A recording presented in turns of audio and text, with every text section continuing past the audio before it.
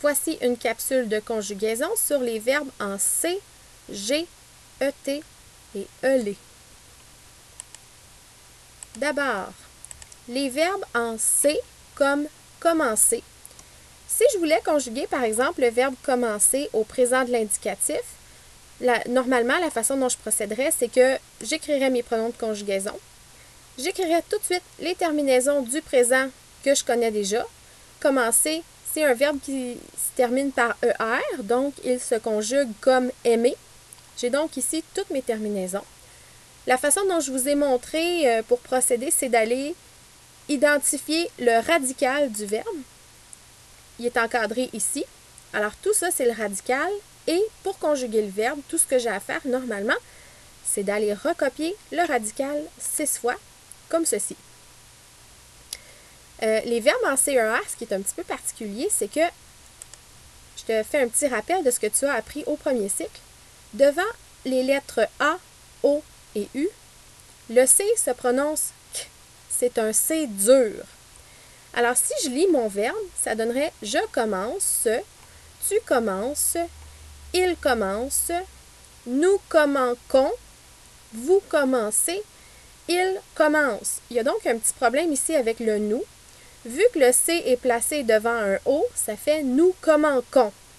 Pour remédier au problème, ce que je dois faire, c'est simplement d'ajouter une cédille et c'est réglé.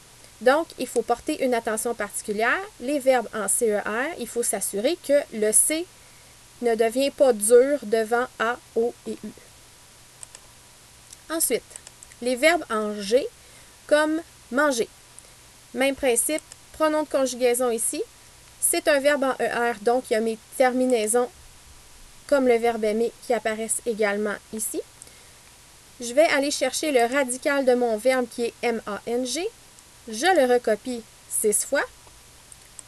Attention, devant A, O et U, le G n'est plus un G doux, mais un G dur qui fait G. Ça donne donc je mange, tu manges, il mange, nous mangeons, vous mangez, il mange. Ici, avec nous, manger est dur. Évidemment, avec un G, on n'ajoute pas une cédille. Ce qu'on fait pour que le G fasse J, c'est qu'on ajoute un E. Ça donne donc maintenant nous mangeons. Alors, il y a une attention particulière à porter au verbe en GER.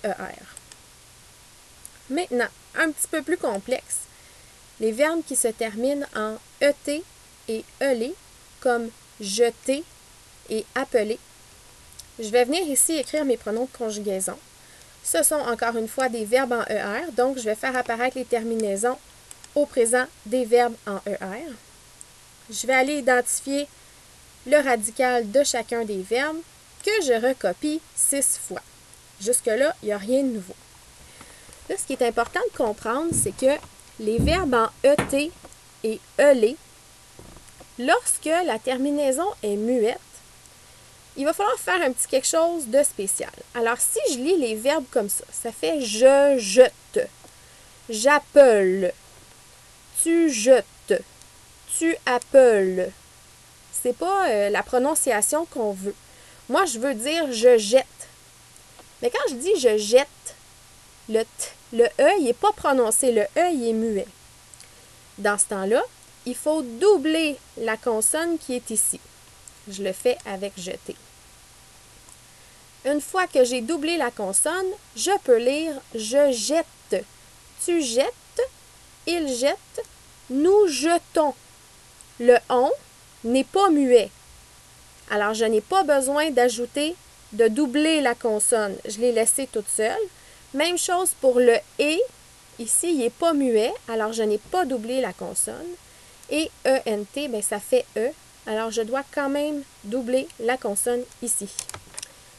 Pour le verbe appeler, c'est la même chose. Le « e » est muet. Ici aussi, avec « tu », c'est muet. Avec « il », c'est muet. « On », ce n'est pas muet, alors je n'aurai pas besoin de doubler la consonne ici. Et ce n'est pas muet, je ne doublerai pas la consonne. ENT, ça fait E, mais on ne le prononce pas, c'est muet. Alors ici aussi, je vais devoir doubler la consonne. Ça va donc donner « j'appelle tu appelles, il appelle, nous appelons, vous appelez et ils appellent. À mon avis, là, ces deux-là, ce sont les plus difficiles à retenir, mais je suis certaine qu'avec un petit peu de pratique, vous allez y arriver.